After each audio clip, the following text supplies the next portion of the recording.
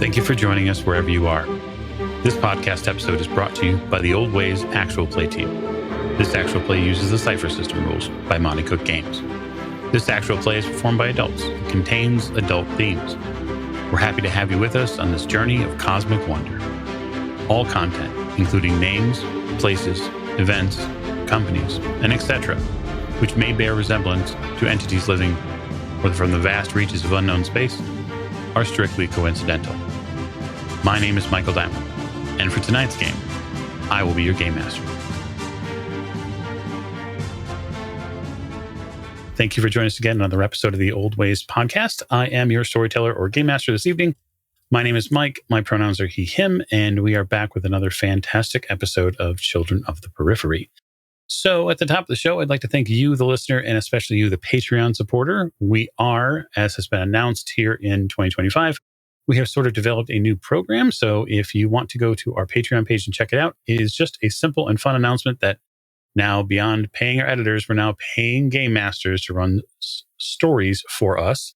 And that is possible through your support. So those of you who are supporters, thank you. Understand that you are also supporting other creators create what they want to see in the world through this show. It's a fantastic opportunity, and we're very, very thankful for it. We are also available in many other spaces like YouTube and Twitch. Search us out and find us. Get a hold of all sorts of different shows and fun times ahead. And so now I will get to cast introductions, which will begin to my right. This is Morgan, and I play Captain Amara Kasra. Our pronouns are she, her. And Amara is a brash explorer who learns quickly, and learned quickly last episode that we need to find water. Yeah, it has become somewhat of a serious problem now, as there is, in effect, a ticking clock, as this system is now losing water and is no longer sealed. And it doesn't look like there are any sort of repair parts available to fix this, which is sort of a downer, let's be honest, because it means, well, y'all could just die of thirst. But on a brighter note, to your right. Hi, this is Rena. I play Tamarisk Anvari. Our pronouns are they, them. And Tamarisk is an empathic speaker who commands mental powers. And they also figured out a puzzle and maybe touched some things that weren't meant to be touched and learned a lot of stuff. So they're feeling pretty good right now. Yes, you played with a newfound toy, and it may have broke your brain a little bit, and that's okay. That happens. Next to Tamarisk. Hi, my name is Mare, and I play Cordelia Oren. We are both she, her, and Cordelia is a beneficent warrior who wears power armor. And, the prospect of no water is not making her very happy. But hey, at least she knows who else is on the ship. She knows who else is on the ship, and who not to wake up. Yes, cataloging a relatively reasonably sized list of the people who are from the Legionnaire camp, especially on who might not be in your best interest to wake up, especially if they're higher rank than you, is a good thing to have. It might even allow Cordelia to sort of pick and choose who she wakes up, which could be useful. And joining us as a special guest in this episode. Hi, I'm Allie, and I play Kainat Gala, an inquisitive explorer who fuses mind and machine. Fabulous. Thank you for joining us for this guest appearance, Allie. We appreciate it. I am going to raise the curtain tonight on the medical bay, where a very long and stable bed hisses open.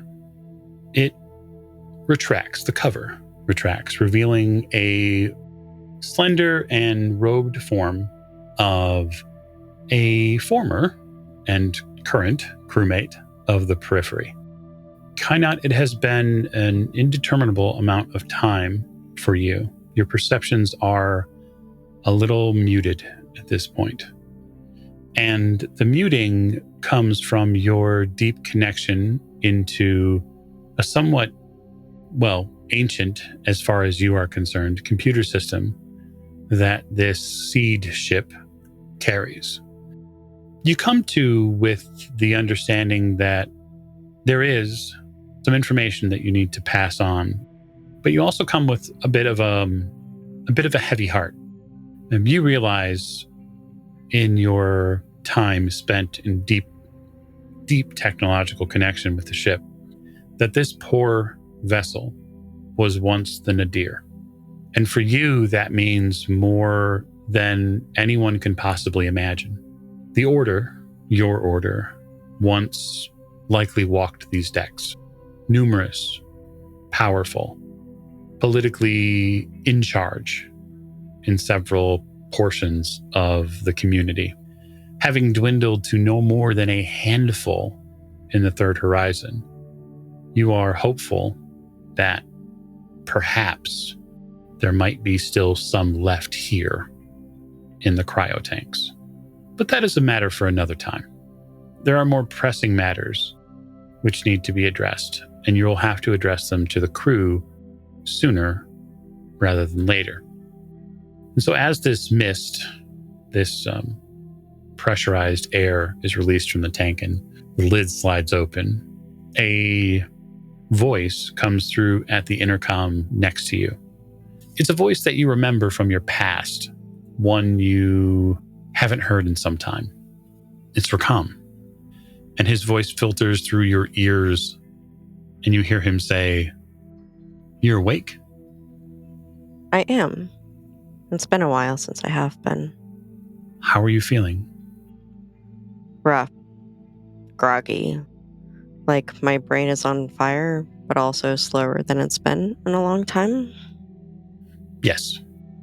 Yes. Where's everyone else? Would you like me to make the crew aware? Yes, but first I need to finish adjustments to this physical body again. Am I still in the med bay?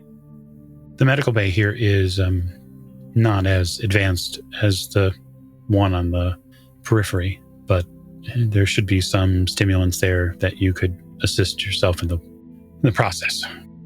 Is everyone safe? I think safe is relative. Oh? Your selection, your choice at crew replacement was met with some interesting reactions. Oh, to Cordelia? I'm certain that you thought it was quite funny to have a Legionnaire join. You can only imagine the look on their faces when the bridge announced that a Legionnaire was arriving. Well, I knew they were going to need help, and I wouldn't be able to be there for that. A Legionnaire from this time could protect them. Yes, of course, of course. To anyone who is as steeped in knowledge of the old ways, they would all understand that. How many of them do you think realized that? Legionnaires in our era hunt people down with coil guns and rifles and kill them. That's their job. They guard the money. This one is far different. Yes, that was the plan. Where are you if I'm on the Nadir?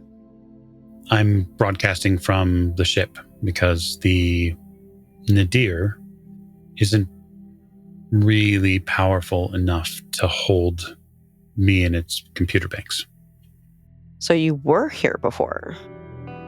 I did at one point. You were trying to access something, right?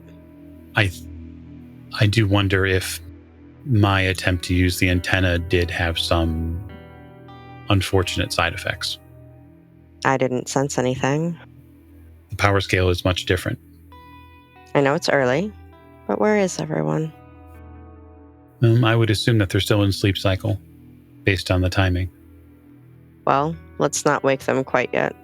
I should meet them on the bridge, if anything. I can always light a path if you'd like. That would be helpful. And I'll use the stimulants that I took from the medbay. After you apply the stimulants, you start feeling this sensation inside your body, the changes that have happened since you've been here. Your cellular structure, is different internally. You had to and recompile parts of your own brain. Whatever the order put in you, it has blossomed. And so when you stare real closely at things, you see everything in a hex field, and data just swarms to you. I take it in as I walk. The lighted path on the floor gets you where you need to go. That walk is up to the bridge. You get to the bridge. It doesn't take terribly long. You see some of the same trappings that you did before when you were here after getting out of cryo. You see the sad tank that likely still holds Icarus's body. No one's moved it. Everyone's a little concerned about moving it. This part isn't something I'd mess with either, honestly.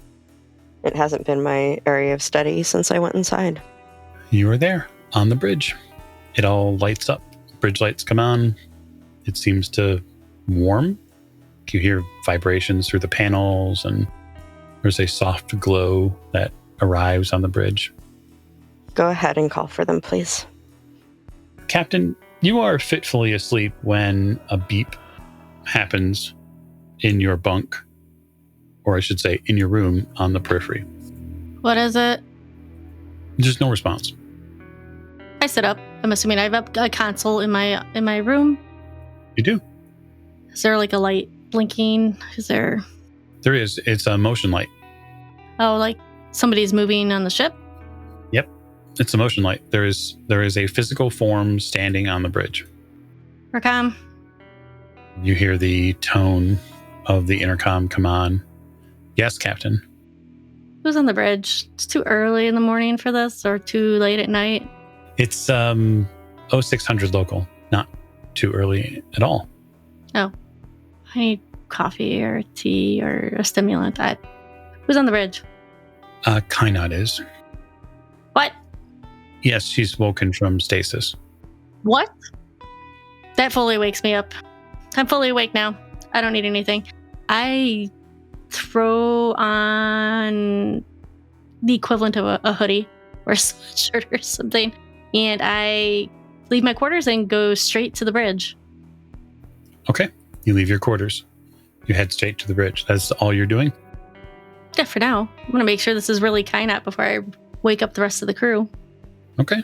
Because she was supposed to be integrated with the ship, and yeah. So, off to the bridge. I do have my weapon with me just in case. You head to the bridge. Everything in the bridge is on. All the lights are up. The navigational information is present. The ship is still hanging in space, not terribly far from the station now. It has crept a little bit closer, just in case you need to make forays to the station for whatever reason. And then in the distance beyond, in that sort of black, inky part of space, there is that blue-green marble that hangs, but dressed in her traditional robes. Kainat stands on the bridge. I guess I'll ask the player, Kainat, what are you doing? Oh, I'm just hanging out, looking out this window, out at the planet, hands clasped in front of me. And when I hear the door open, I say, "Hello, Captain." So I know that we're going to let this scene play out, but I have to do something just as a game master, because I know the character and I know how they are. At 6:05, Cordelia, your morning alarm goes off because you are 100% a morning person. It goes off in your suit. Whether you ignore it or whether you wake up is completely up to player choice, but I know you would have a morning alarm.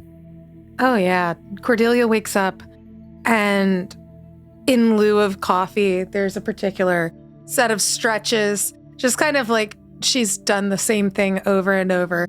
Neck to the left, neck to the right, crack the right shoulder twice, get up out of bed, and has probably started her morning routine of stretching before going into calisthenics. So there's a bit of time that happens here where she's just doing her normal morning thing before probably about to head out on the run.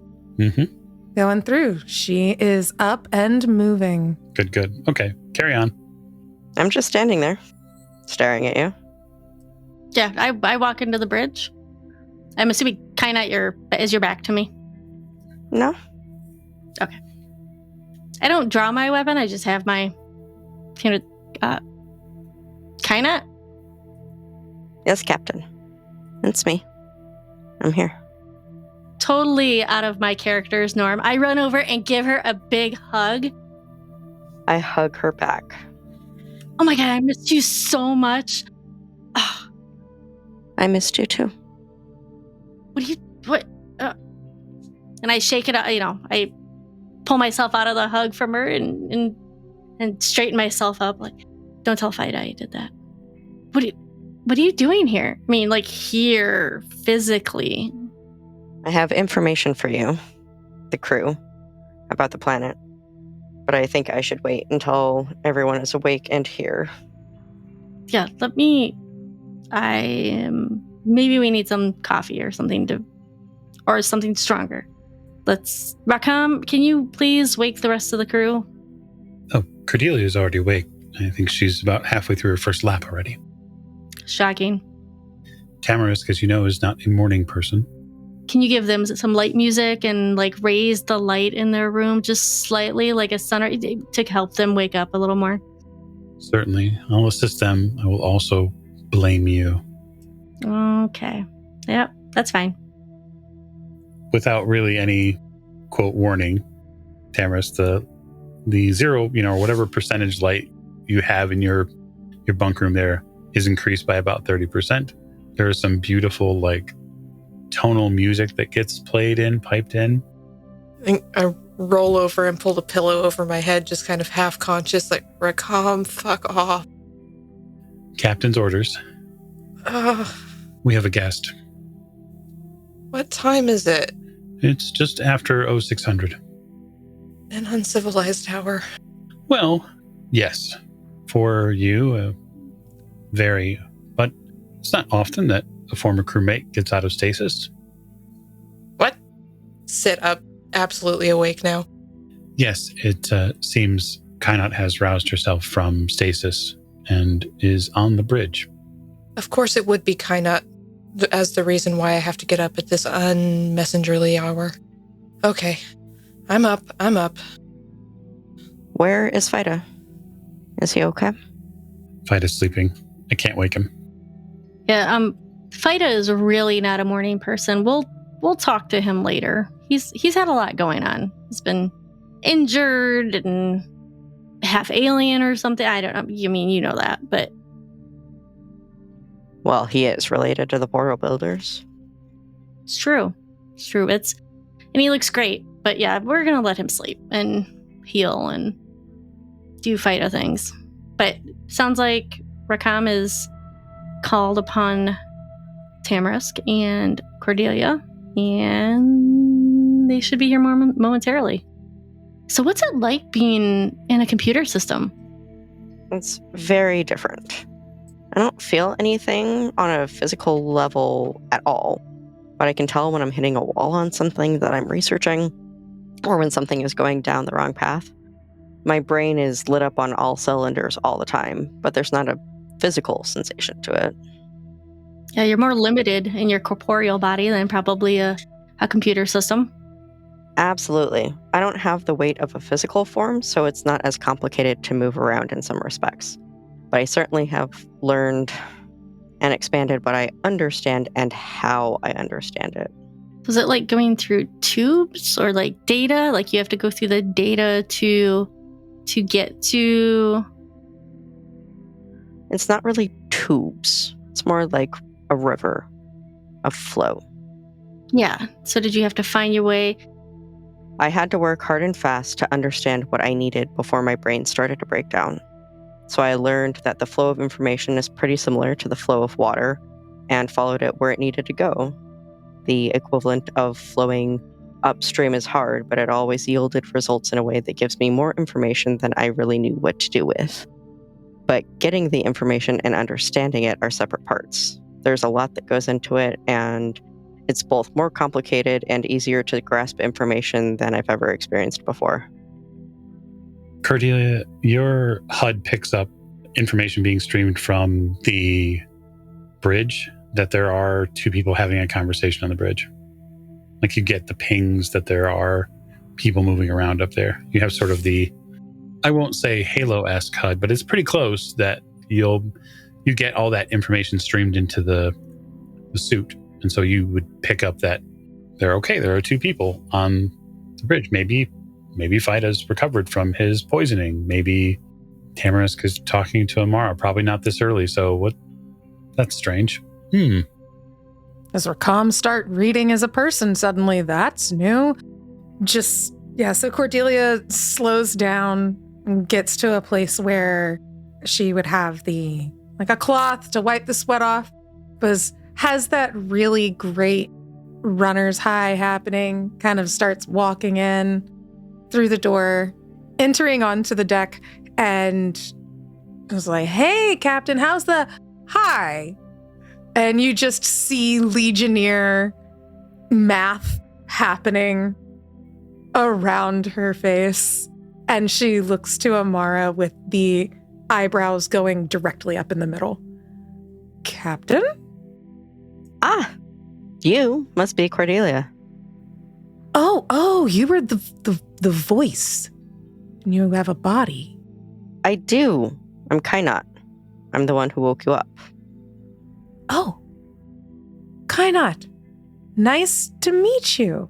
And you can see that she's still having that computing.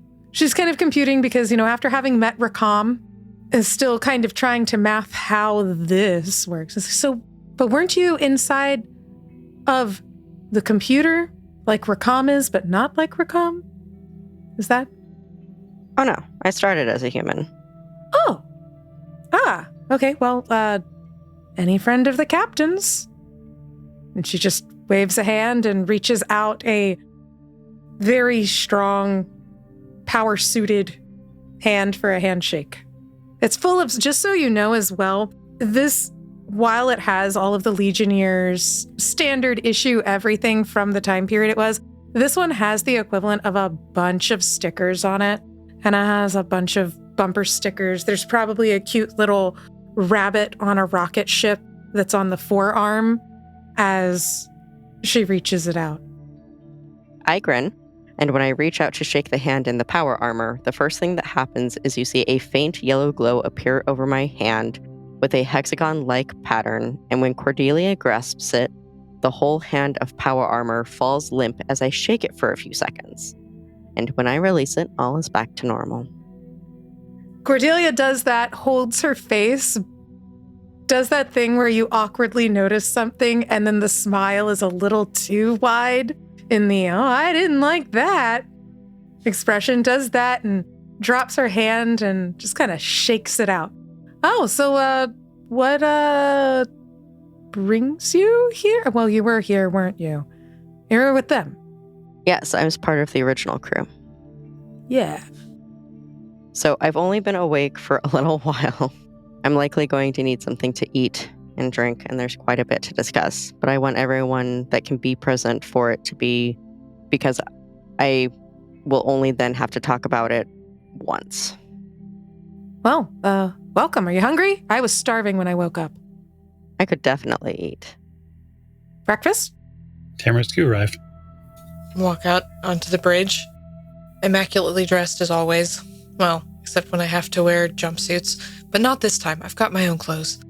And just raise an eyebrow. Kainat? Yes, it's me, Tamarisk. You're here. That's interesting. Did you have to wake up at such an hour? To be fair, when I sunk back into a physical body, I didn't really take note of the time. It passes very differently where I've been. Oh, fine. I suppose I forgive you. And then the slight hint of a smile. Welcome back. So before we get to breakfast, this is what I know. I know there are a couple of warring races down on the planet. There are two dominant ones, one called the Oni and one called the Rakten. The Oni are telepathic and were forced to go underground because of a war. I don't know how long the war lasted, but it was enough that they were able to construct a new place for their society to live because it reached a breaking point where they could no longer win. The other group, the Rakten, are able to fly and control the majority of some portion of the northern continent. We encountered Oni, and we saw the other ones as long as they're the big sort of flying creatures. But we stayed far, far away, despite the captain's best efforts to get me to go talk to them on my own with no backup. You had it. Would have been fine. And you can see Cordelia's joking.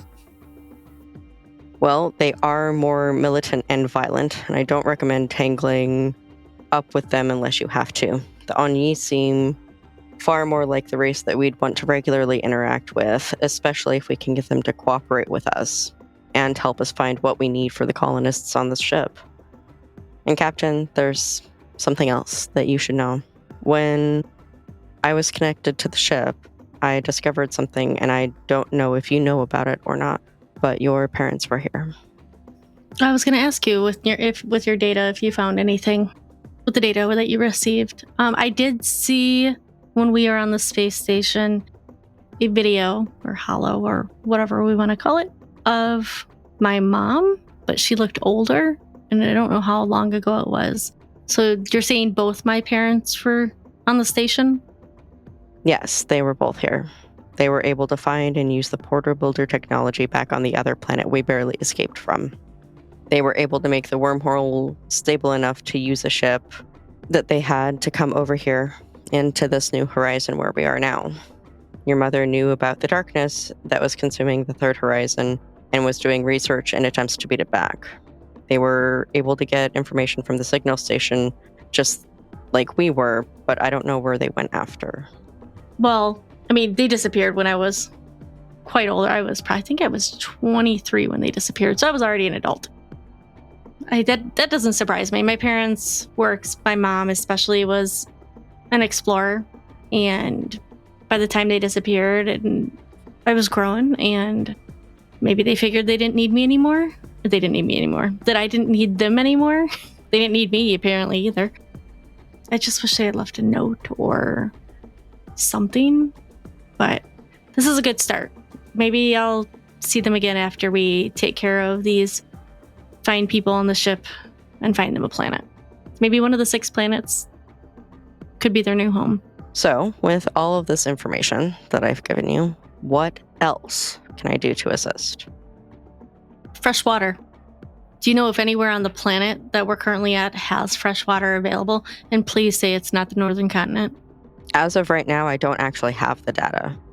I'm going to have to access the station in hopes that I can get some of the same information that your parents did and help narrow down where you can get it, but that'll take some time. But I'll stay as long as I can to do so. That would be wonderful. We are in dire need of fresh water, so whatever you can do to help would be really great. And I'm speaking for all of us in the fact that we wish you could stay longer. It's not that I don't want to stay longer. It's that I have a duty to myself, to my people, to a lot of other things to understand where we've come from. And this ship, its history, everything that it represents is such a huge thing for that I can't pretend that I don't belong here instead. I wish I could stay, but it would take all of my time in a mortal coil to even understand a fraction of what is present here in the computer system of the Nadir. So it would be terrible for everyone if I didn't take advantage of it. I also don't know how badly my body might fare from now on with it being used so much less. I understand. I'm glad you do, Captain. After all, it has been made clear to me for my entire life that the Traveler has set me on a path, and I would be remiss if I did not follow it. He has guided me here, to this place, to this knowledge, and I believe it deeply within myself as a part of my duty to return this knowledge to him and to my people, if I am able. You may find, Kainat, that your connection to the icons is no longer present out here. They do not respond. We don't feel them. Prayers don't seem to reach them. It's like they contain themselves to the third horizon and we are beyond their reach. I'm sorry that happened for you, Tamarisk. At least for now, I still feel the Traveler with me. I know that if I were to pray, he would still hear me, even if I don't hear him in return. I will continue to believe in my path and what he set out for me so that I may continue to find purpose in my path. Hopefully, they don't all stay silent for too long. Well, we all have to believe in something. So what's next? For you, Well, Cordelia mentioned something about breakfast, and I am certainly getting hungry. Breakfast it is. think that's great. The food stores are all depleted and whatnot. So, I mean, that's part of our other problem we have to deal with at some point. But yes, we have oatmeal and whatnot and tea here on the periphery. So I'm also in dire need of caffeine. There is a canteen here on the Nadir that you can use. The crew knows where it's at. They'll have to direct you to it. I am hungry. Lead me to the food. Well, I'm starving, so let's go. And Cordelia's gonna clump her way to the door, a little too cheerful, because she is hungry. She has worked out, so she is ready to eat. Hey, Cordelia, do you wear that when you're sleeping too? No, that would be silly. The group makes its way to the canteen, which is, again, really just a long series of tables that is meant for this section. There are food processing units here that allow you to take some of the material, the consumables that they call food on the Nadir, and whip them into a form of breakfast. So I guess my question is who will be at the breakfast controls this morning? I think Kainat should have that honor. You're pretty smart. Well, I guess I'm gonna cook breakfast. I would need to take a look over the equipment for sure. Well, Cordelia's not very picky on what it is, so it probably would have looked something like, smash, bang, boom, and then she's just got something in her hand within it, and it just walks away. Like, she eats kind of like a trash panda. Raccoons, right? Yeah, they just used to burrow in the trash, and they would just kind of eat whatever's there. Calories are calories, and munch, munch, munch. So if you're going to cook breakfast, which is just sort of funny, kind of, I think given that it's a new machine, I think that it's a difficulty 4 task for you. You will be able to sort of utilize some of your abilities in, communicating with this new machine. You can call on specific abilities or assets you might have to help you utilize it. Oh, I have to roll? I can't have you play it and not give you a roll. You got to roll something. Yeah, I'm not surprised. Okay, so on my character sheet, I have learning something new, whether you're talking to a local to get information or digging through old books to find lore you are eager to learn. You are trained in any task that involves learning something new, whether you are talking to a local to get the information or digging through old books to find the lore. Can I use that? You're learning something new. Is there an instruction manual? There's likely an instruction manual. Yeah, it's probably hard copy. And so you can have an equipment asset for that. And then since you're learning something new, right, you could apply your skill asset. So that's now difficulty 2. And then we can totally just, see how things go. I can imagine, Cordelia is ready to walk you through and be helpful because that's the sort of person that Cordelia is. Oh, yeah. I think I can actually I actually am able to give that through Beneficent. Helpful, yeah. Whenever you help another character, that character gains the benefit as if you were trained, even if you're not trained or specialized in the attempted task. You are now trained in this machine because Cordelia is backseat cooking. And it's like, yeah, no, you want to use the back burner. The first burner, that one's not great. It's the other one. It says medium. You really want to go medium high. Okay, so with the assistance from your crewmate, so it's difficulty 1. I roll an 8. You all watch as it looks like what Kainat does is read through the instruction manual fairly succinctly. And then after a few tips from Cordelia, she begins to move like in rapid succession through process. And you start smelling cooked food, not just food, but something that smells edible, tasty, something interesting. And I guess I'll leave it to the player as to what they are preparing for their crew. So I probably just took some oatmeal-like equivalent and cooked it just enough to make a light but thick soup and whatever spices I could find to add to it. I also probably found a meat substitute that I'm able to cook and season nicely so that it's a fairly balanced meal, but it's nothing really special in the long run. She put some honest work into it. It's probably the best breakfast that those of you who try it have tasted here. It's really good.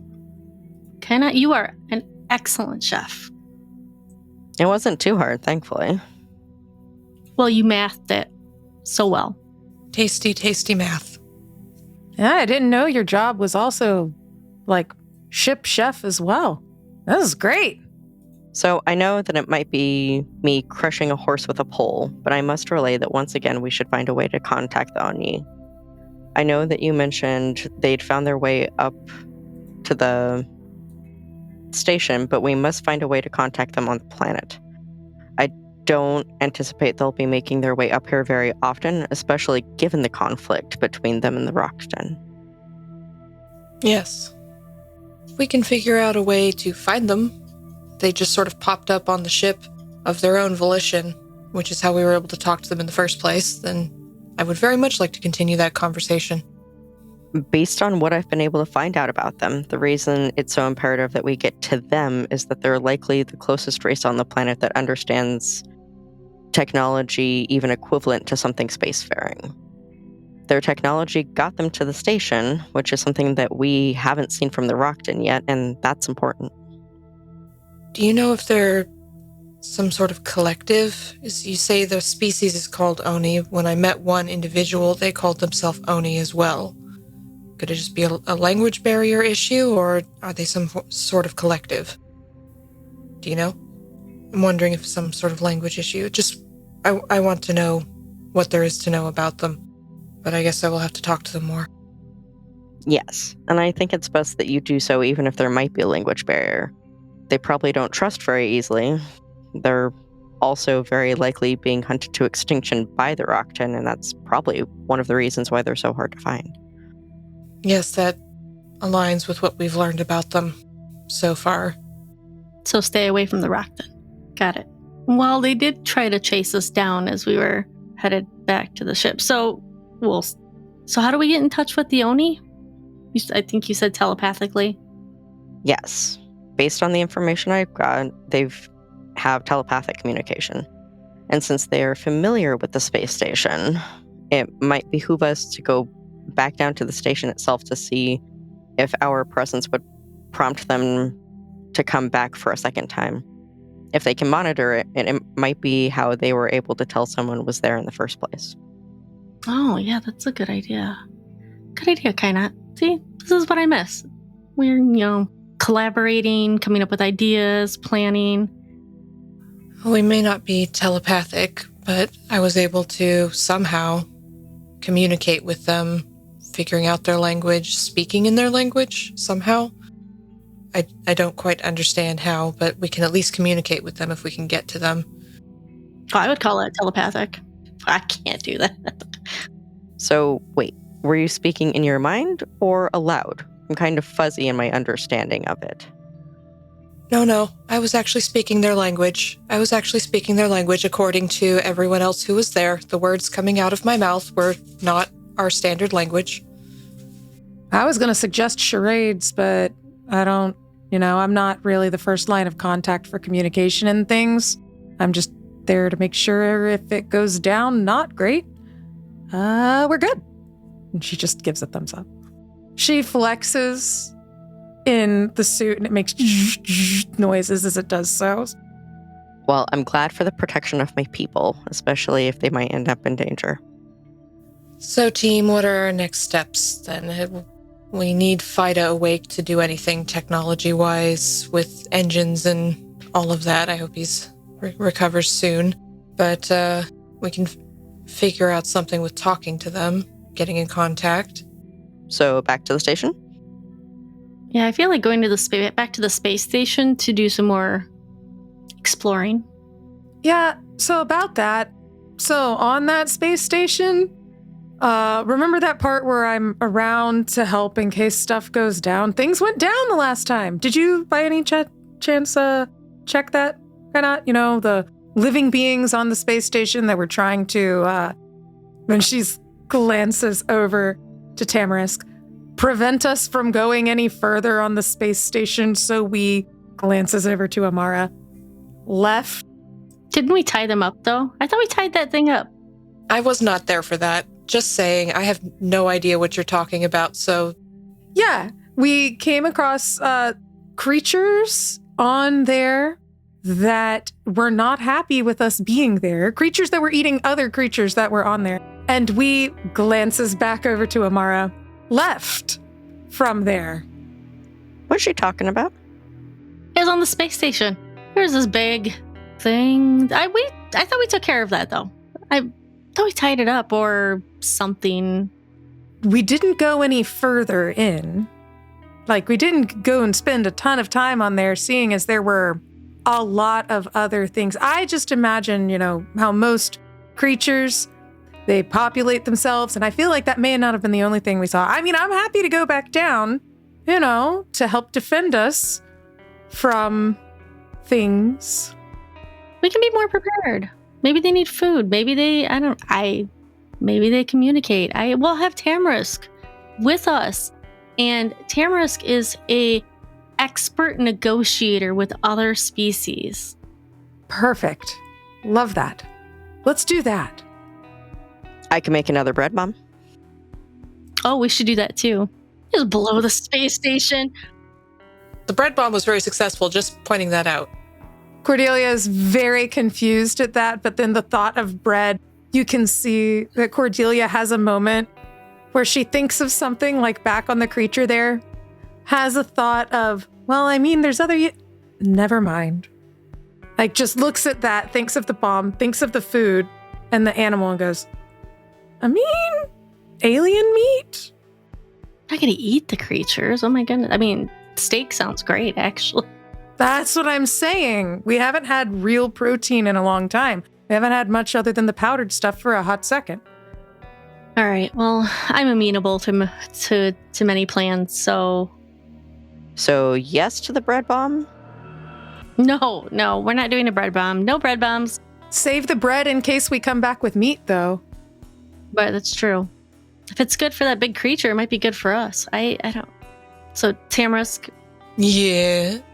I want to get your input about going to the space station, or if it can get us further to communicate with the Oni, that would be super helpful. I'm all for it, as long as we're more prepared than it sounds like you were when you went the first time. Were they sentient beings by any? They didn't try to talk to us. What is your definition of sentient? Because the cow that I might eat back on, were there cows? There had to be cows. We had cows. Okay.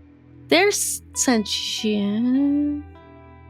I'm not going to have a philosophical discussion on the nature of sentience here. We'll just... If electricity is sentient, then I guess we can't eat wires. That's why I'm asking. The electricity was sentient. It's not a huge stretch to think these animal creatures might be, but we'll figure that out when we get there, I suppose. So are you going to give them a vocabulary quiz when we get down there? No, I'll just try to talk to them. Okay, great. Cool. And if they don't talk back, then we keep going. But we need to figure out using the space station, and if that's the best way to help us get in contact with the Oni, then that's the best way to get in contact with the Oni. So here we are. I think we had the problem last time of docking to the space station. I think that was a huge issue. That's probably still going to be an issue. So we'll need our flight suits to be able to make a slight jump, maybe. I don't know. Kinda. Are you able to take a look at that to see if we can dock properly? I should be able to take a look at it, yes. We'll need to use the periphery for it, but it shouldn't be an issue. Oh, definitely. I agree with that. And I believe that's what we tried last time. So the days get all fuzzy and mixed together. I don't even know how long we've been here. So let's go with that. I feel like Fida would be important to have for this mission, but if he's still healing... While I'm not Fida, I can do in a pinch. But you're kind of... Just like saying, I haven't said it in so long, and here you are. Flesh and blood. Right here. It warms my cold heart to have you here in front of us. And I would stay, but it's not where I belong anymore. I belong in there. to the nadir. I understand. You want to be where you feel most comfortable. I totally get that. All right. So next steps. We need to be properly prepared to go to the space station. Yes, suited and booted, as they would say. Okay, so I would love to know from, we'll just say most of you, what you're going to bring with as way of equipment, gear, etc., given the fact that you know some things about the station. One, it is not safe to likely breathe the air there unfiltered. It is a place that has a lot of sort of leftover metals, so leftover processed metal. There is also quite possibly other entities, other beings, creatures living on that station. You encountered one of them and were able to deal with it, but you just encountered the one. So I'd like to know from each of you sort of what you're bringing and how you're preparing. And then, I imagine you're going to take the periphery over. So the first thing that I would definitely be doing is saying a prayer to the traveler and gathering whatever I might need from the nadir. I'd probably also want to get my spear in case anything gets onto the ship, and very likely a space suit to have in the lab with me just in case something goes awry. All right, Captain, what are you bringing? Obviously, I'll be wearing my spacesuit with oxygen or a rebreather in it. And then the boots, I'm assuming we have their gravity boots that can help us stay. I'm assuming that's what I wore last time. So I would wear some gravity boots. I'll bring my Vulcan pistol as well. And then I will bring probably like a tablet or whatnot to be able to help scan things. Yeah, just for clarity on the boots situation, I wouldn't call them gravity boots per se, as I would say that they're boots which have magnetic locking. I think I explained them sort of like the Expanse style click magnetic boots, because in my mind and in some people's minds, gravity boots feel more like they are repulsor boots, and I don't want people to think that you're flying around the space station on gravity boots like you're some kind of wild child. I mean, that'd be cool. So the magnetic locking boots that I would have with me, also Vulcan gun. I would actually ask Cordelia if there's any way to get into the armory to get something maybe a little bigger to bring with. Yeah, we did get the armory unlocked last time, right? Mm-hmm.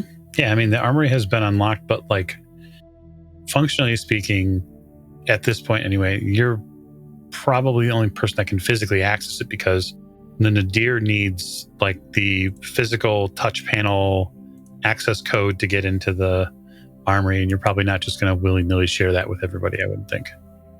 Oh. Because like it would go against Legionnaire policy to just hand out, hey, yeah, go get a bunch of weapons. That's fair. Yeah, so she would probably have that, and if whenever they get there, does that thing where she covers up the pad, looks over her shoulder as she keys in the code. Yeah, something big, but not too big. Okay, what's too big? Well, too big would be like a missile cannon type thing. That's too big. Something smaller that I could strap. Wear with a strap. So you want to take an assault rifle? Oh yes. Okay, so you walk into this section of the armory. There are about 100 assault rifles.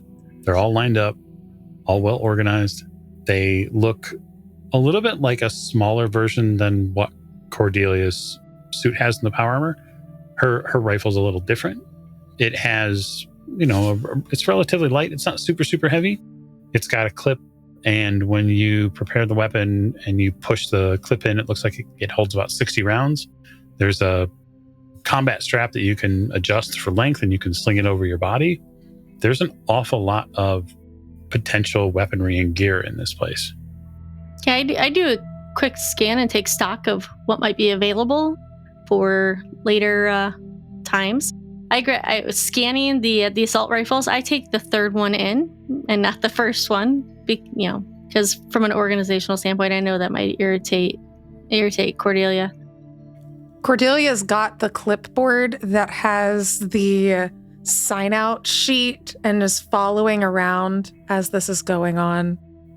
So I grab the assault rifle and look over to Cordelia and say, "Thanks. Yeah, I'll get this back to you after we're done."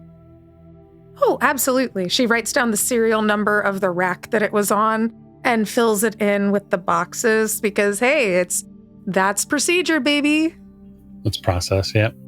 So you would notice when you load the weapon that it's not an energy weapon, it's a ballistic weapon. So that is a clear distinction from your Vulcan, which fires rounds, yes, but this is like gunpowder and effectively cat ball and gunpowder rounds. It is a near future assault rifle, so it still fires regular ammunition and then comes with all of the benefits and potential drawbacks in space that a regular rifle would. Is it a medium? It's a medium weapon? It is a medium weapon, yep. Okay, just making sure. And it does, so then it does the four damage. Okay. It does do 4 damage, yep. I look at it, I'm like, man, this is old school. I used to practice this on the range on the asteroid belt, just for fun. So I leave, I got my things, I got all the things I need. You got all the things that you need. Okay, so Cordelia, as you're preparing yourself for this adventure off to the station, what are you, besides the power armor and the obvious stuff, your pistol, your rifle, is there anything else you're taking over? I think that primarily everything that she would be taking would initially be weaponry. I think that she might try to grab things that are like, because the rope and tying them up worked pretty well. I think anything that could work in the sense of like trapping or alarms. So anything that could be to give them some sort of advantage over any sort of beasties that may be in there. So yeah, I guess if there's any sort of netting. Yeah, I don't know that there's like a tactical net gun in here. I would say that there's likely stun weaponry in here. So that could be anything from like stun grenades. Oh, do we have anything that's like a stun staff, like a stun stick, like the little bzz, bzz, like Yeah, some like a stun baton, sure. Yeah, I think that a stun baton might work well in an instance like this to perhaps just give distance, kind of like how divers have with sharks. And if these things are, if not completely sentient, but can be, they seem to have been brought on this in some sort of way to have them domesticated. If we can just figure out what kind of domestication tactics were used, that may be able to give us that. So whether it's a sound device or a cattle prod, anything within that realm, I think that just something to put distance between us and it, should they want to become aggressive. I think cattle prod is probably something a little too agricultural, but it doesn't mean that you couldn't say retrofit like a piece of structure pipe or something like that on the end with the baton and give yourself effectively reach with it. I'd be willing to try that. I think that reach in her mind, being in the military mindset, wanting to do something that puts distance between the civilians and the threat. So I feel like something with reach, something that's more of back up as opposed to I'm gonna get you. And she also is thinking about how Tamarisk would think within this too. It's if she's doing her best to adapt to her circumstances, and a little zap might not be as bad as, say, a blaster pistol to the face. Well, I think tactically, one of the things that you might be able to draw on, something that you would agree with, which is if there are things to be gleaned, information to be gained about a new space, killing something is not always the best way to glean that information. If something is alive, you could potentially talk to it. You could potentially glean information from it. But if it's basically like a burnt hole in the ground after you're done with it, real hard to learn enough about it. Ooh, do we have anything that might work, perhaps working in combination with the medical bay of a tranquilizer of sorts? Sure. There's probably some tranquilizer rounds and a pistol that does something like that. You can probably put together something like that as well. We had put together something. Absolutely. Yeah, I think something where it would be management or the hay backup stick plus a tranquilizer in the instance of safety of movement to start with. I think that's primarily where she's thinking, because being a beneficent warrior, she is thinking of the best way to benefit the people under her care, which is how she has determined every last one of these folks are. So she just wants to prevent harm coming to them, which, we're just not going to talk about Fida right now. Yeah, oops. Okay, fair enough. You've got your stuff then. And then I'll ask Tamarisk. So I've got my suit with the breathing apparatus. What did we call it? Rebreather. I'm going to take a light pistol from the armory. I'm not super into heavy weaponry, but I know how to use a light weapon. I'm also not big on shoot to kill kind of things anyway, so maybe slow down or stop for the moment till we can figure out what we're dealing with. And I think that's about it. My best weapons and my best assets are my words, so that's what we're going to go with. Fabulous. So the three of you collect yourself on the periphery, and then I'll just ask Kainat, are there any other things from the Nadir medical bay or that setup that you're bringing with, or are you just wholesale moving your medical operation to the periphery? Well, I can't bring all of my setup with me purely because I don't think there's room in the computer for both Rakam and I in the periphery computer. Probably a little busy given that Rakam sort of resides in its computer banks. Well, the most important thing I'd be bringing is my hefty computer library thing with me. It'd have gone with me to help process data over on the Nadir, hooked directly into that computer system as a way of helping guide me through the information I was seeking. So I'll bring that and then my portable handheld, so that way I can hook into whatever I might need on any other part of the periphery in case I need to be more present on the bridge or something in order to gain more access, like from the science station. Both are tools that would help me get the information from the relay station so that I'll be able to perform better than I would have been while I was embedded in the computer itself back up on the Nadir. Okay, yeah, that makes sense. All right, so I'll keep that in mind for potential future tests. So I won't make the captain make a piloting roll to get out of the Nadir. You've done it now before, so there's no real need to have an additional power roll. Nothing is going to keep you pressured in that sense.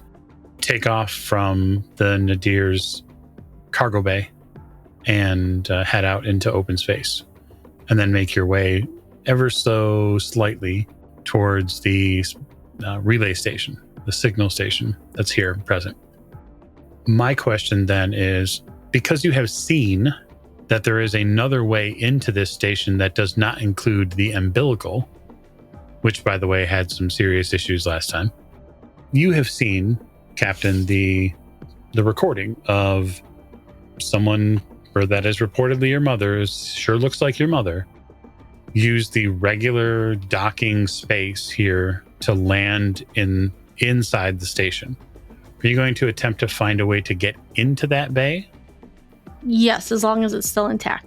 That's a good question. So to discover that, I would say that's probably a challenge rating 4 test. Doesn't necessarily have to be you. It's something you could delegate if you'd like, Captain, and have somebody else solve that problem. Would I be able to use my piloting that I'm trained in? It's less a piloting test and more of a visual perception based, or potentially having somebody try to contact the station and link communications, try to take over the controls that are present in the station, if there's power to them. Yep, I look over, and Kainat's with us, so I look over at Kainat. Kainat, can you see in the video of my mother? It looked like that she was coming out of that spaceport deck right over there. Can you see if we can connect to it still? Yes, Captain, of course. And I'll go over to the science station and get started. Yeah, absolutely. You can attempt to contact the station and try to essentially make contact and then override the system that's there and attempt to get it under your control. Okay, so in order to do this, there's a special ability that I would like to activate and that ability is Hacker. It reads as follows. You gain quick access to a desired bit of information in a computer or similar device, or you have access to one of its primary functions and it requires an action. Okay, so there's a task for that, right? So you'll be able to utilize the ability and it will allow you to take those things over, but it is against a specific challenge rating. That's the tier of the station, which is 5.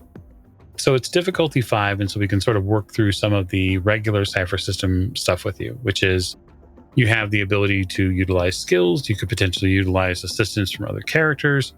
You have effort as well. So you can spend a point of effort every scene as a tier 1 character, and that will allow you to lower that target number, right? So you could spend effort to go from 5 to 4, and then you could tell me if there are other skills that you want to bring to bear against this task. I will definitely want to spend effort on this particular action, and I'd also like to utilize another thing called machine interface. For 1 minute, I gain an asset on tasks to discern level function and activation of technology devices that I touch. As long as it lasts, I should be able to use that as a way to lower the difficulty level as well, correct?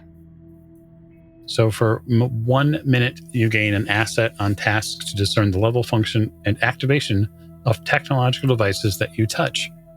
And so with Hacker, you'll bridge that gap mentally, and then you're going to reach out and touch the station and go, okay, how do I do this? And so now he'll roll after effort. That'll be a 3, so it's 9 or better. Okay, so I needed a 9 and I rolled a 19. Okay, so that's a minor effect. So you not only are able to use the reserve batteries that are present on the station to open the bay, but you're also able to vent part of the atmospheric system, which has been clouded by all sorts of just nasty leftover chemical residue. And it will long-term, eventually, provided the station can get full power, it would allow people to be able to exist on the station without having to wear helmets. All right, Captain, we're good to go. The doors are open and I was able to vent out some of the negative atmosphere in there. Please be careful inside. All right, well, I will sit in the piloting seat, unless that's where Kainata's sitting. Nope, I'm at the science controls. If it takes a roll, I am trained in piloting and navigation. No, it does not take a roll if you're trained. So you are able to ease the periphery inside the cargo bay.